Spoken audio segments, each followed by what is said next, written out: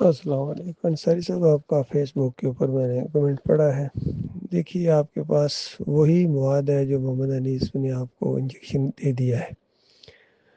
آپ وہ واقعہ لے کے آتے ہیں کہ دیکھو آدم علیہ السلام کو سجدہ ہوا نا جی، بالکل وہاں تو بھائی 7 جگہ حکم قرآن کا موجود ہے۔ اللہ نے شانہ انداز سے وہ حکم دیا ہے، اور وہاں ایک ایسا ماحول تھا، اور اللہ کا حکم ماننا ہی اللہ کی بندگی ہے۔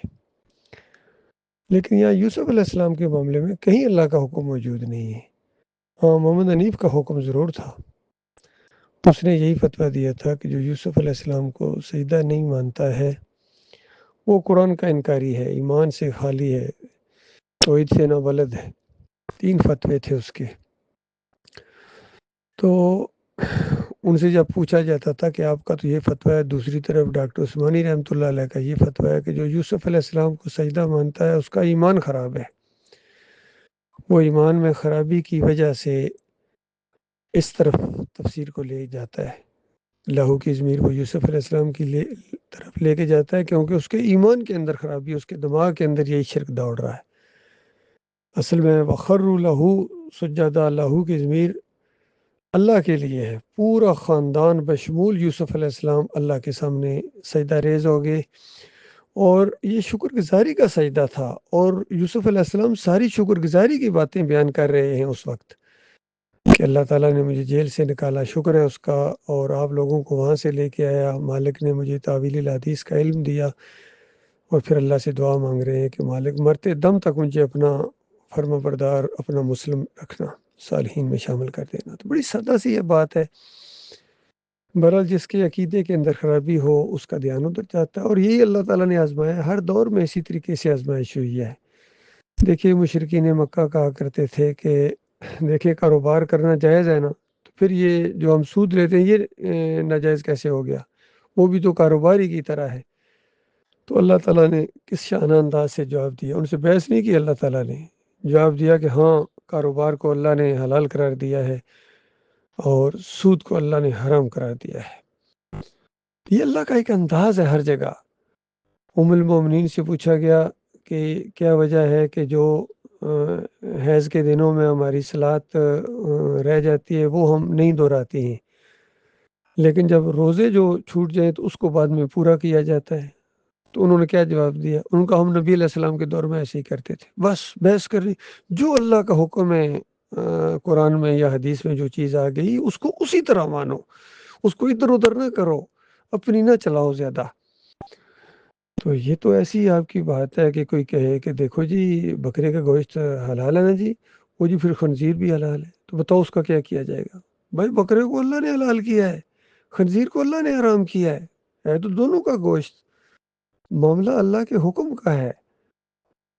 تو یہ چیز آپ اپنے ذہن میں رکھیں تو پھر بات آپ کو بالکل سمجھ میں آ جائے گی۔ ملائکہ کو اللہ نے حکم دیا ہے تو وہاں تو شرک کا سوال ہی پیدا نہیں ہوتا، جو اس کو کہے یہ شرک ہو جائے گا۔ کتنے لوگ ہیں وہ بھی اسی طرح وہاں تعویلیں کرتے ہیں کہ نہیں وہ سجدہ بھی اللہ ہی کو تھا جی، نہیں، وہ ملائکہ نے آدم علیہ السلام کو سجدہ کیا۔ اب کیسے کیا یا کیوں کیا، اللہ نے ایسا حکم کیوں دیا، یہ انداز کیوں اختیار کیا، اس کا کوئی جواب نہیں دے سکتا ہے۔ بس جتنی بات آ گئی ہے اتنی ہم مانتے ہیں، کیوں اور کیسے کی بحث کیے بغیر۔ اور جو اس سے آگے بڑھتا ہے، یعنی اس کو دلیل پکڑتا ہے یا اس کی ڈگنگ کرتا ہے، یہاں بھی ڈاکٹر عثمانی رحمۃ اللہ علیہ کا فتویٰ ہے کہ اس کے دل میں زیغ ہے۔ تو آپ سب لوگوں کے دلوں کے اندر یہ زیغ تھا ایک، اور دلوں کے اندر ایک بیماری تھی جو مالک باہر لے آیا ہے۔ تو یہ بڑی سادہ سی بات ہے۔ بالکل اسی طریقے سے یہ جو ویڈیو کا معاملہ جب اٹھا تو وہ معراج الدین صاحب کہنے لگے کہ جو ویڈیو کے ذریعے توحید پھیلائے گا وہ 10 حدیثوں کو انکار ہو جائے گا۔ اندازہ لگائی کتنا ظلم کیا اس بندے نے۔ بھائی حدیثوں کا انکار کس طرح ہو جائے گا؟ وہ حدیثیں جو مصور کے لیے آئی ہیں، وہ جو ہاتھوں سے بنائی جاتی ہے ساری پکچر پوجتے تھے لوگ، وہ اس کے اوپر حدیثیں تو ویڈیو کے اوپر فٹ کر رہے ہو، جو آج کے دور کی ایک جدید ٹیکنالوجی ہے، اور اس کے ذریعے دین کو پھیلانا آسان ہو گیا ہے اللہ کی رحمت سے۔ اور یہاں بھی ڈاکٹر عثمانی رحمۃ اللہ علیہ کا فتویٰ ہے۔ ڈاکٹر صاحب کہتے ہیں کہ ایمان اور اسلام کے لیے ویڈیو اور اس ٹی وی کا استعمال بالکل جائز ہے، یعنی فحاشی کا جب شائبہ تک نہ ہو، اور یہ تصویر کے زمرے میں نہیں آتا ہے۔ معراج الدین کہتا آتا ہے، محمد نبی بھی یہی کہتا تھا۔ اصل میں یہ محمد حنیف کا اختلاف تھا ڈاکٹر عثمانی رحمۃ اللہ علیہ کے ساتھ۔ تو یہ اصل میں دین کی سمجھ کی بات ہے۔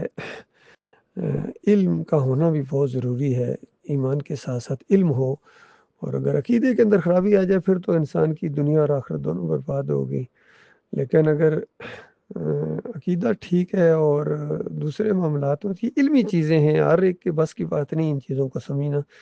تو ڈاکٹر صاحب رحمۃ اللہ علیہ بہت بڑے عالم دین تھے، مجاہد عالم دین گزرے ہیں، ان کا فہم و فراست بہت ہی یعنی زبردست ہے۔